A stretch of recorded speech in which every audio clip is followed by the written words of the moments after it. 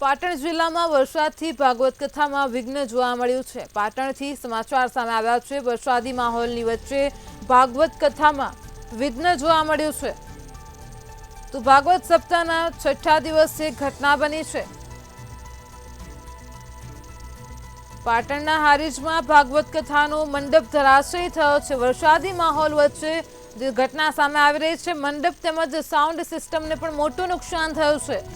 તો કમોસમી વરસાદ થતાં જ પાટણના હારીજ ખાતે ભાગવત કથામાં મંડપ ધરાશયી થયો છે। આપ ટીવી સ્ક્રીન પર દ્રશ્યો જોઈ શકો છો, મોટું નુકસાન થયું છે। પાટણ જિલ્લામાં વરસાદથી ભાગવત કથામાં વિઘ્ન જોવા મળ્યું છે। ડીજેને પણ મોટું નુકસાન થયું છે। ભાગવત સપ્તાહનો આજે છઠ્ઠો દિવસ હતો, તે દરમિયાન વરસાદી માહોલથી નુકસાન ઊભું થયું છે।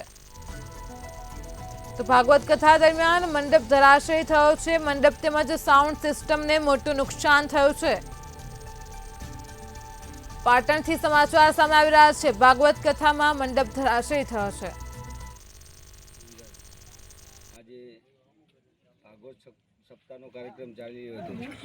આજે છઠ્ઠો દિવસ હતો, જે વાવાઝોડું અને વંટોના કારણે ઘણી બધી પબ્લિક હતી, પણ એક કુદરતી ગૌ માતાની દયાથી એવો બચાવ થયો છે, જેને કારણે કોઈને જાનહાનિ થઈ નથી। નુકસાન અમને ઘણું બધું પહોંચ્યું છે। ઘણો બધો ખર્ચ અમે ગાયા માટે ઊભું કરીને દાન માટેનો ખર્ચ કરેલો હતો।